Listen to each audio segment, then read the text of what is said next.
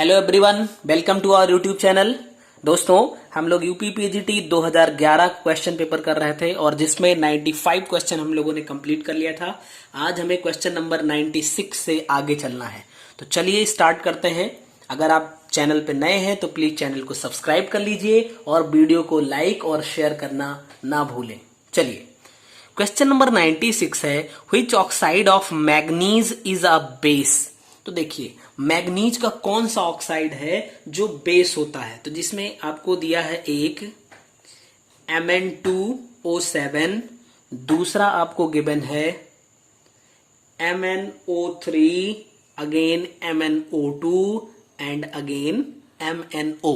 ठीक है, तो अब देखिए यहां पे अगर Mn की बात करिए, Mn की ऑक्सीडेशन स्टेट कितनी हो जाएगी, यहां पे +7 की है। देखिए, ऑक्सीजन की -2 होती है, 7 दूनी 14 का, और जस्ट हाफ कर देंगे 7, और इसका कितना हो जाएगा, +6 हो जाएगा।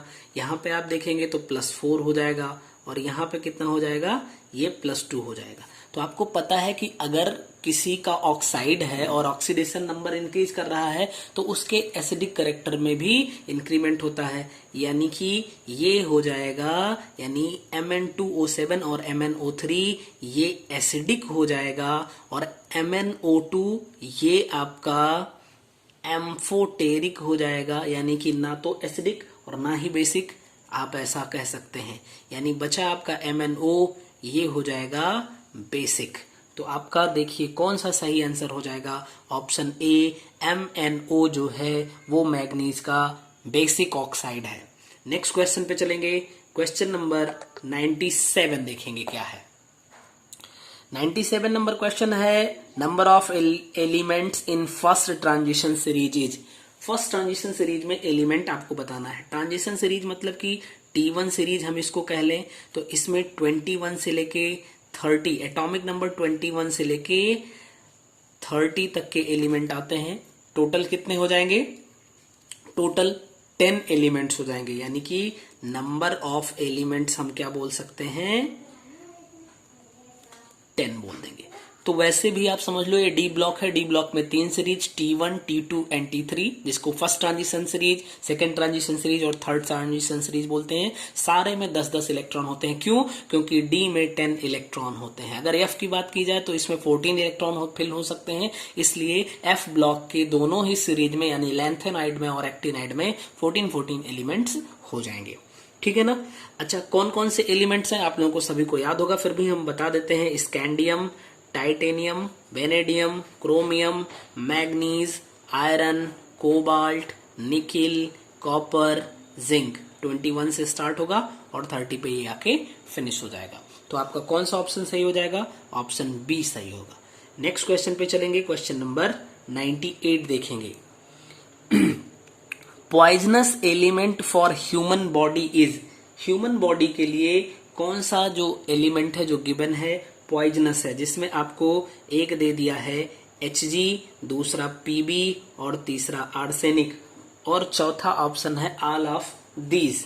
ठीक है, तो आप समझिए ये सारे के सारे एलिमेंट्स जो होते हैं वो ह्यूमन बॉडी के लिए पॉइजनस होते हैं।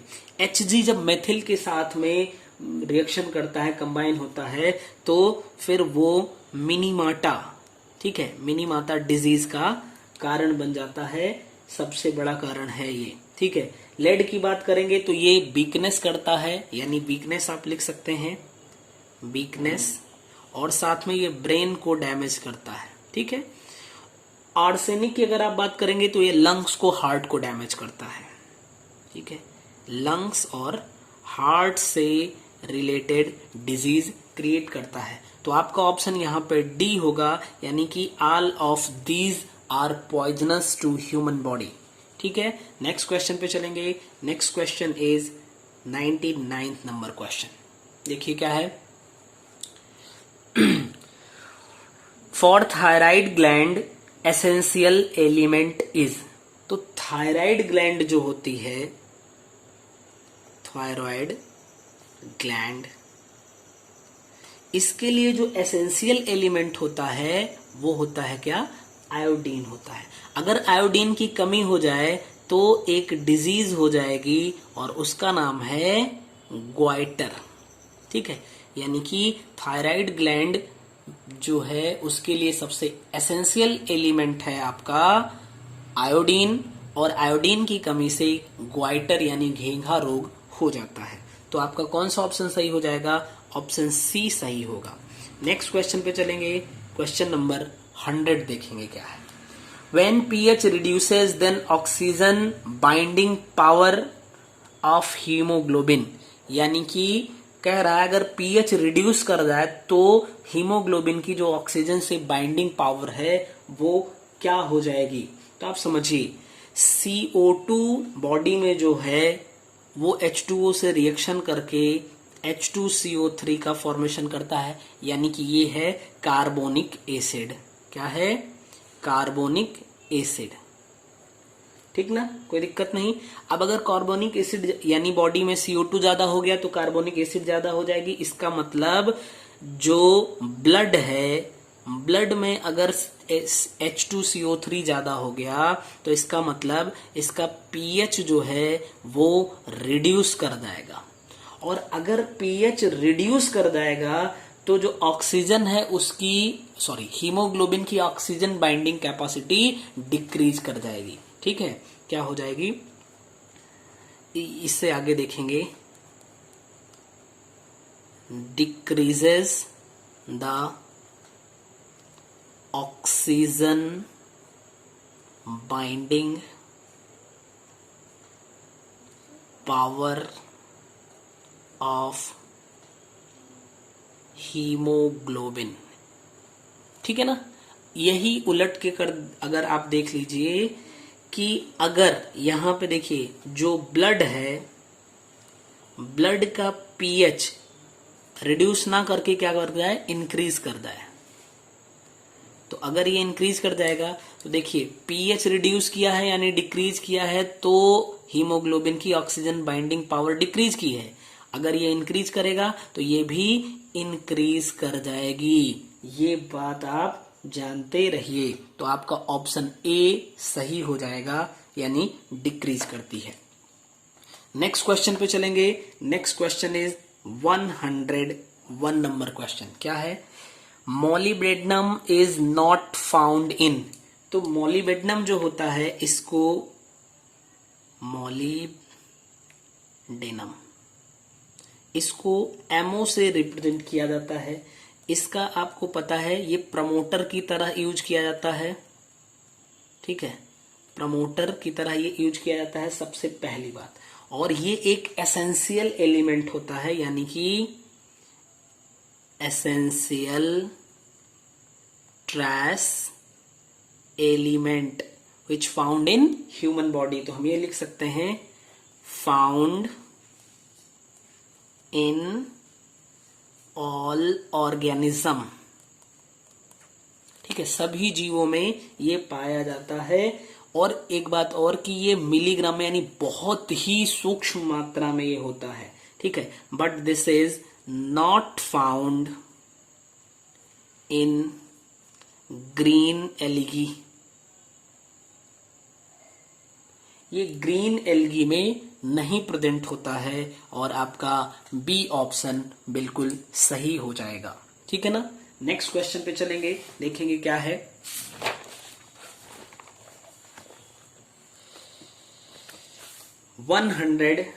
To number question.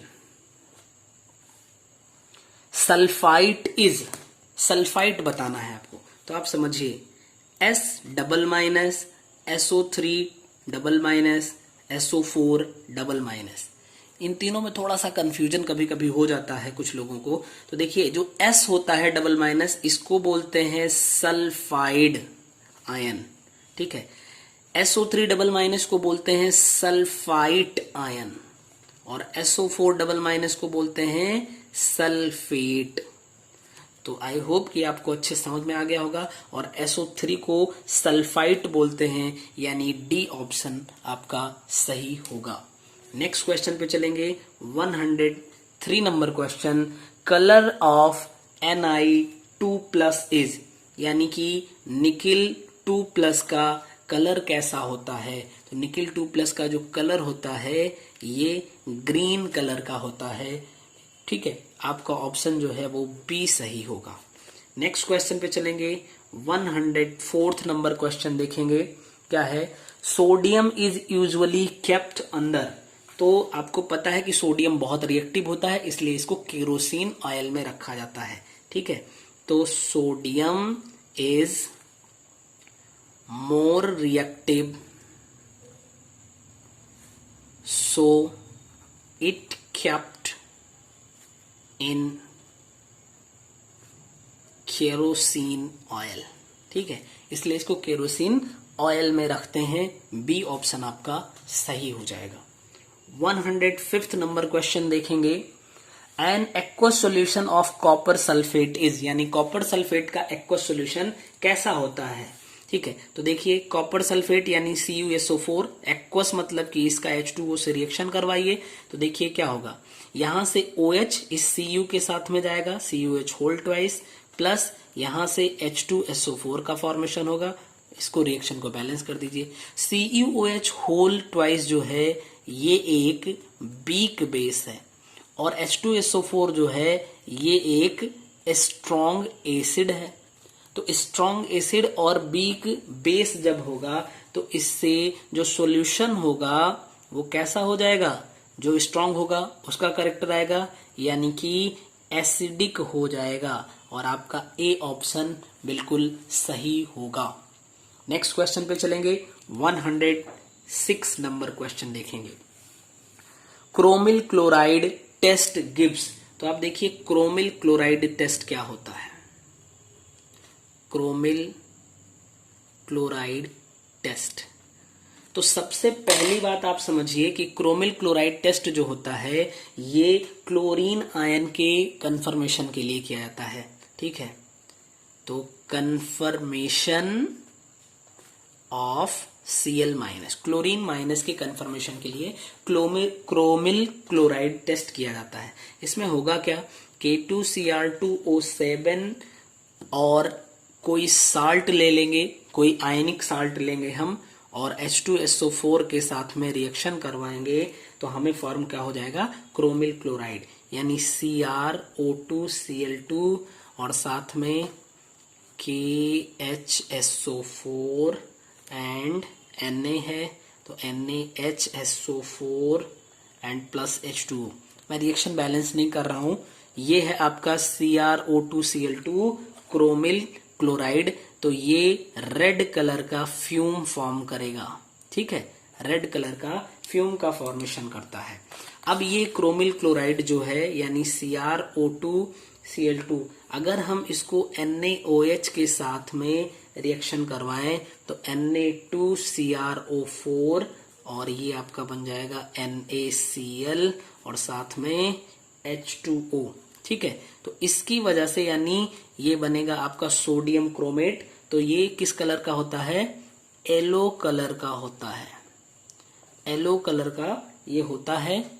और अभी ये कंप्लीट नहीं हुआ क्योंकि इसने पूछा है, जो ऑप्शन में दिया हुआ है सारे में पीपीटी दिया हुआ है, यानी orange PPT, yellow PPT, violet PPT और व्हाइट पीपीटी। अभी तक हम पीपीटी पे नहीं पहुंचे हैं। ठीक है, तो फिर हम क्या करने वाले हैं, इस सोडियम क्रोमेट का रिएक्शन फिर से हम करवा देंगे लेड एसीटेट से। तो लेड एसीटेट से रिएक्शन करवाएंगे तो हमें मिल जाएगा लेड क्रोमेट और साथ में आपका CH3COONA। जो लेड क्रोमेट होता है इसका येलो पीपीटी बन जाता है।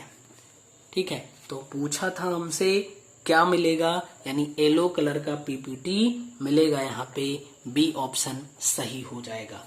हमने आपको यहाँ पे एक वर्ड बोला था, याद रखिए कि यहाँ पे जो लेना है हमें कोई आयनिक क्लोराइड लेना है। जैसे सिल्वर या मरकरी के क्लोराइड क्रोमिल क्लोराइड टेस्ट नहीं देते हैं, क्योंकि जो मरकरी के या फिर सिल्वर के क्लोराइड होते हैं वो क्या होते हैं, कोवैलेंट नेचर के होते हैं। नेक्स्ट क्वेश्चन पे चलेंगे। 107th नंबर क्वेश्चन देखेंगे।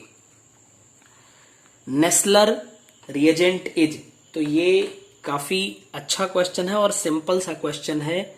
नेस्लर रिएजेंट, तो आप इसको डिफाइन करते हैं aqueous solution of potassium iodide या mercury chloride and potassium hydroxide, या फिर आप इसको क्या कह सकते हैं कि बेसिक सॉल्यूशन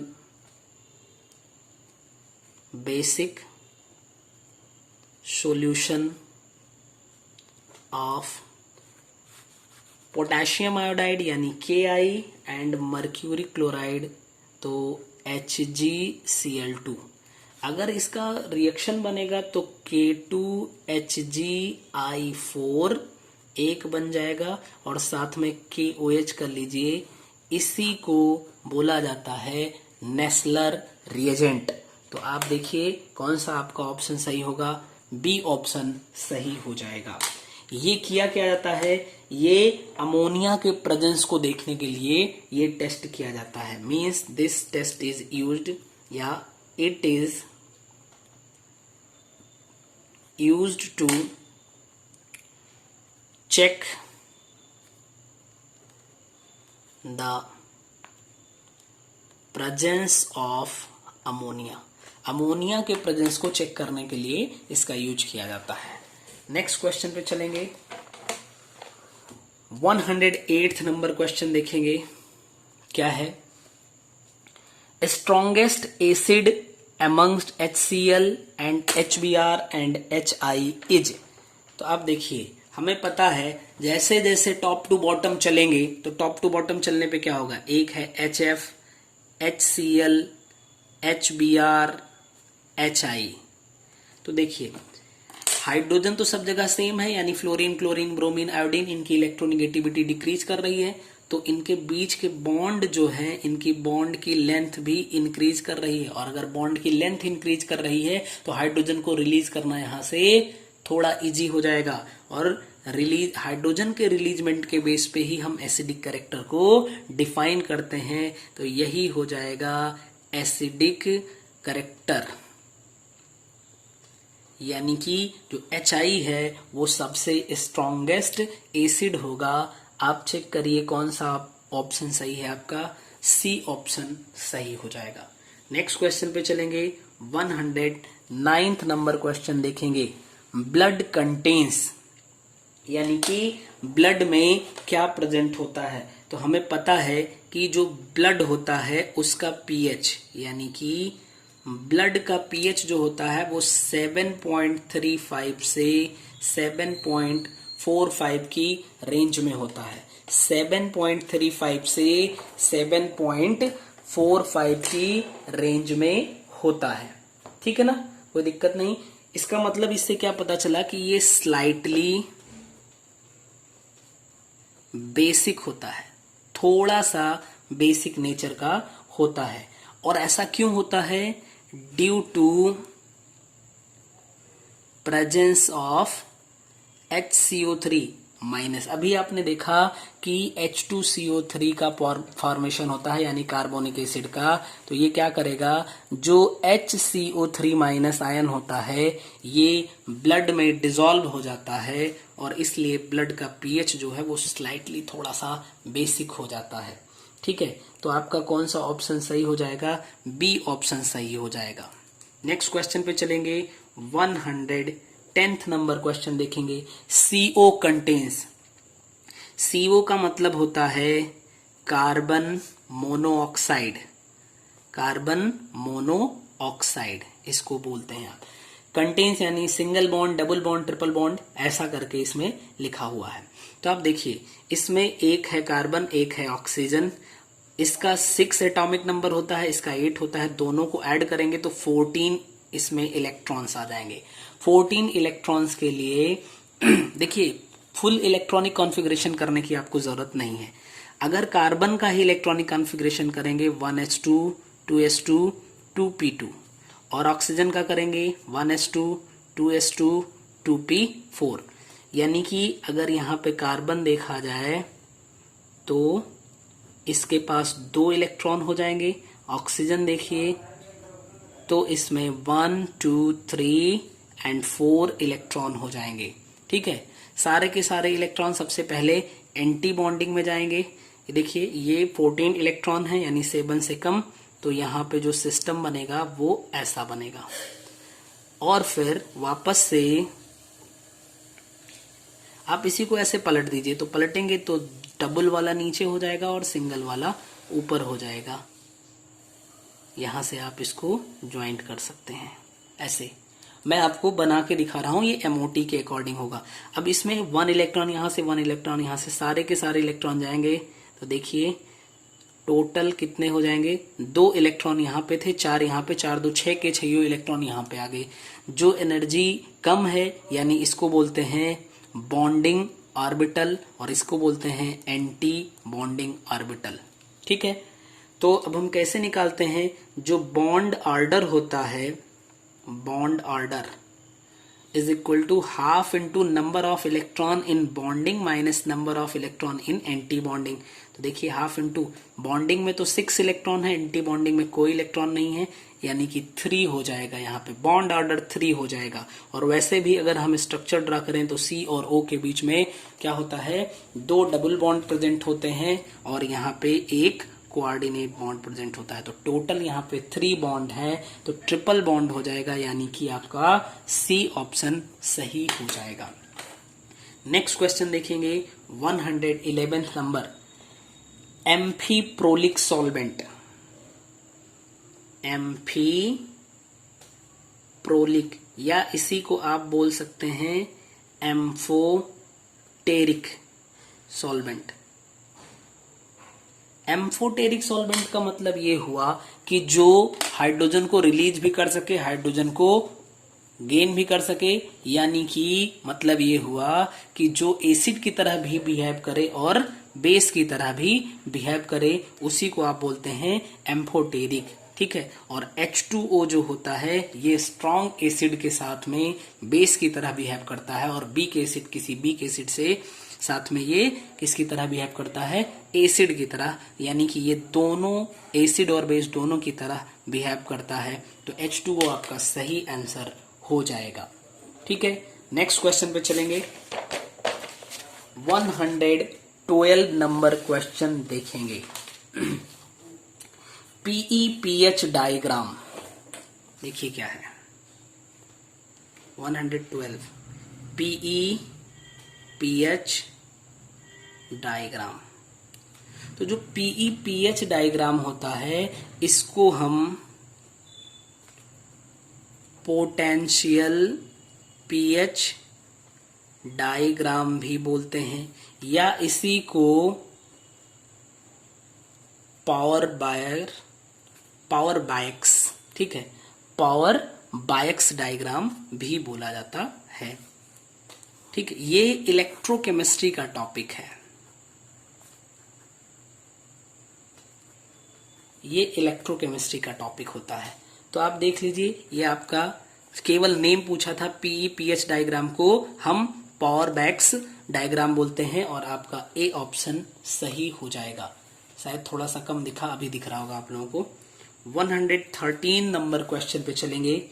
देखिए, पोटेशियम हेक्सासाइनोफेरेट सेकेंड,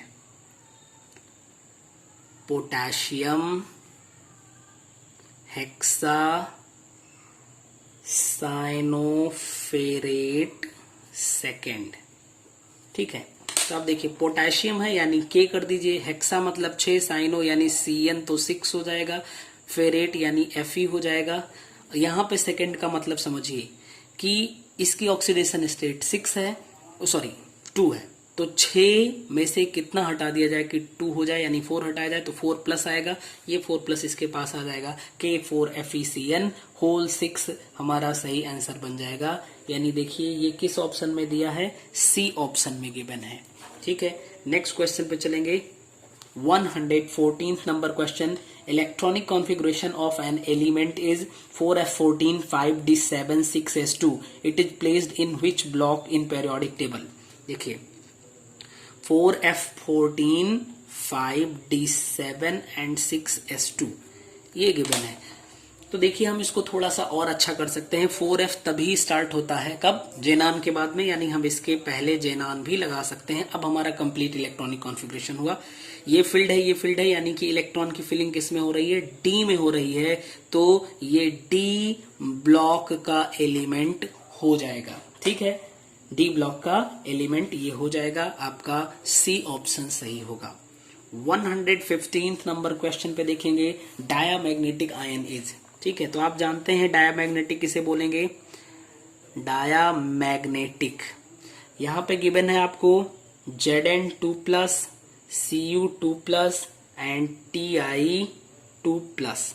तो आप समझिए Zn2+ का मतलब हुआ 3D, मैं आउटर मोस्ट इलेक्ट्रॉनिक कॉन्फ़िगरेशन लिख रहा हूं, 3D10 4s2, और यहां पे होता है, यानी जब ये +2 आएगा तो 2 इलेक्ट्रॉन यहां से हट जाएंगे, 0 हो जाएगा, फुलफिल्ड है, ये डायामैग्नेटिक हो जाएगा। जहां पे एक भी इलेक्ट्रॉन पेयर्ड नहीं है, ठीक है, सॉरी अनपेयर्ड नहीं है, नो अनपेयर्ड इलेक्ट्रॉन अगर है तो हम डायामैग्नेटिक बोलेंगे उसको, ऐसी स्पेसीज को।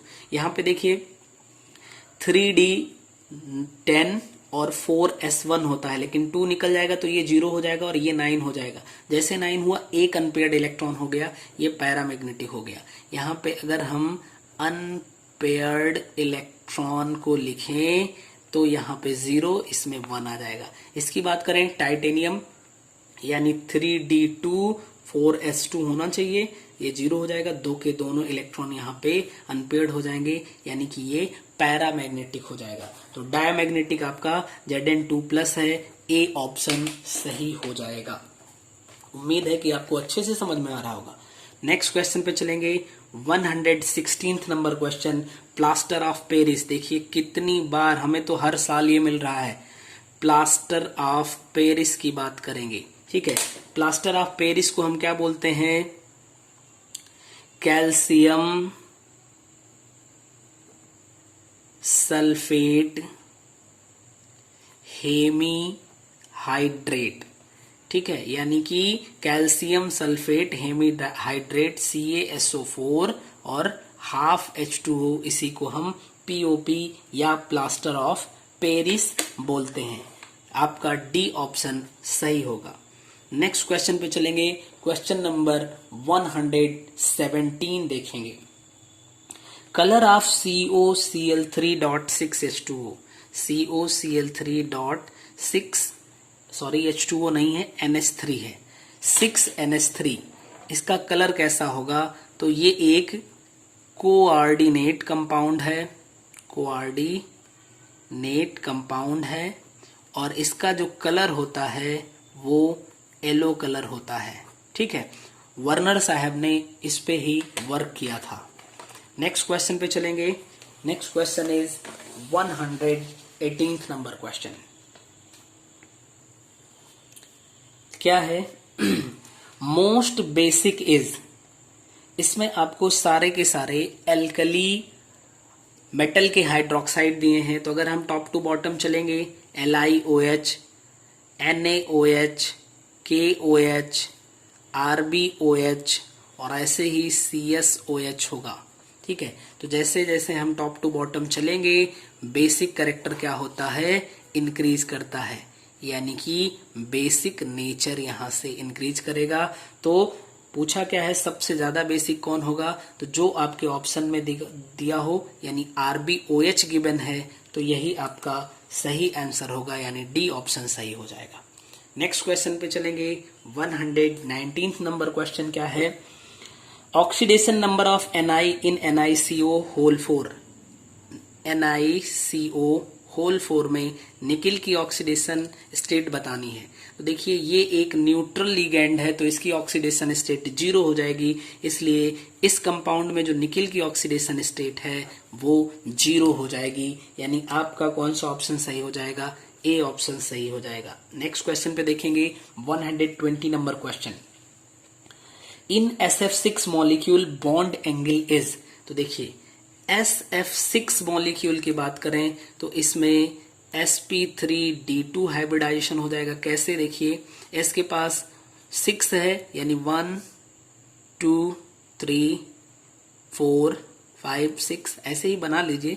तो इसके पास आउटर मोस्ट सेल में कितने इलेक्ट्रॉन थे, सारे के सारे ने बॉन्डिंग कर ली है, ऑक्टाहेड्रल ज्योमेट्री हो जाएगी, ऑक्टाहेड्रल ज्योमेट्री हो जाएगी, sp3 हाइब्रिडाइजेशन हो जाएगा। 6 मोनोडेंटेट लिगेंड है, तो 6 के लिए आप जान रहे हैं sp3d2 हाइब्रिडाइजेशन होगा अगर H की वैल्यू 6 है तो, और यहाँ पे जो बॉन्ड एंगल हो जाएगा वो 90 डिग्री हो जाएगा।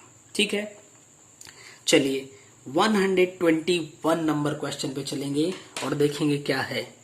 Which element contains d electron, यानी कि आपको गिवन है Fe, Mg, He and Al। तो देखिए Mg तो आपका S ब्लॉक का हो जाएगा, Al आपका P ब्लॉक का हो जाएगा और He आपका भी लास्ट इलेक्ट्रॉन इसका किस में जा रहा है, S में जा रहा है, तो इसको हम S ब्लॉक भी मान सकते हैं। वैसे ये इनर्ट गैस है, ठीक है, इनर्ट गैस है। बचा क्या Fe, इसका ही होता है 3d6 4s2, यानी कि ये आपका D ब्लॉक का एलिमेंट हो जाएगा। कौन? Fe। ए ऑप्शन आपका सही हो जाएगा। नेक्स्ट क्वेश्चन पे चलेंगे 122 number question. In the hydrogenation of oil which is used as catalyst. तो देखिए जो हाइड्रोजनेशन करवाया जाता है, हाइड्रोजनेशन ऑफ ऑयल, ऑयल के हाइड्रोजनेशन में निकिल कैटालिस्ट का यूज किया जाता है, यानी आपका ए ऑप्शन बिल्कुल सही हो जाएगा। नेक्स्ट क्वेश्चन पे चलेंगे। Next question is 123 number question. Ionic liquid is, ionic liquid. तो देखिए पहला ऑप्शन है आपका Hg, Hg तो एलिमेंट हो जाएगा। HF जो है वो कोवैलेंट हो जाएगा। Br2 ये भी सारे के सारे लिक्विड में होते हैं, लिक्विड स्टेट, लेकिन आयनिक जो स्टेट में होता है वो मेल्टन NaCl आयनिक लिक्विड होगा, यानी डी ऑप्शन आपका सही होगा। 124th नंबर क्वेश्चन देखेंगे। Main source of helium is. तो जो हीलियम है, हीलियम का मेन सोर्स ये क्या होता है, रेडियो एक्टिव एलिमेंट्स होते हैं। ठीक है, क्या होते हैं, रेडियो एक्टिव एलिमेंट्स होते हैं। और इसमें देखिए एक ऑप्शन है, सॉरी, मोनाजाइट सैंड। तो मोनाजाइट सैंड जो होता है ये रेडियो एक्टिव एलिमेंट्स जो होते हैं उनके ओर्स के रूप में इसको देखा जाता है। तो ये मेन सोर्स होगा आपका हीलियम का, यानी ए ऑप्शन सही होगा। 125th नंबर क्वेश्चन अब देखेंगे हम लोग। Which of the following contains cobalt, यानी कि ये सब विटामिन के नेम हैं। तो जो विटामिन B12 है, विटामिन B12 इसका जो नेम है वो है साइनोकोबालामीन। ठीक है, साइनोकोबालामीन, यानी यहाँ पे कोबाल्ट जो होता है, cobalt metal as a central atom present होता है, इसलिए आपका डी ऑप्शन सही होगा। इसकी डिफिशियंसी से एनीमिया हो जाता है। ठीक है, एनीमिया हो जाता है अगर विटामिन B12 की डेफिशिएंसी हो जाए। तो इस तरीके से आज हम लोगों ने 125 क्वेश्चन को कंप्लीट कर लिया है, यानी 2011 का क्वेश्चन पेपर आपका कंप्लीट हो गया है। आप लोग बहुत अच्छे से पढ़ाई कर रहे होंगे और मैं भी जो हेल्प कर सकता हूं प्रीवियस ईयर को सॉल्व करवा के वो मैं हेल्प करने की कोशिश कर रहा हूं। ठीक है, अब इसके बाद हम लोग 2010 पे चलेंगे और उसको सॉल्व करेंगे। आप लोग टेलीग्राम चैनल को ज्वाइन कर सकते हैं, केमिस्ट्री नोशन सर्च करिएगा, मिल जाएगा। आप वहां पे डिस्कशन ग्रुप में भी ज्वाइन हो सकते हैं और अगर कोई प्रॉब्लम होती है तो वहां पे आप कमेंट कर सकते हैं और पूछ सकते हैं। चलिए मिलते हैं नेक्स्ट वीडियो में 2010 के क्वेश्चन पेपर के साथ। तब तक आप सभी लोग स्वस्थ रहिए और बहुत अच्छे से पढ़ाई करते रहिए। Thank you.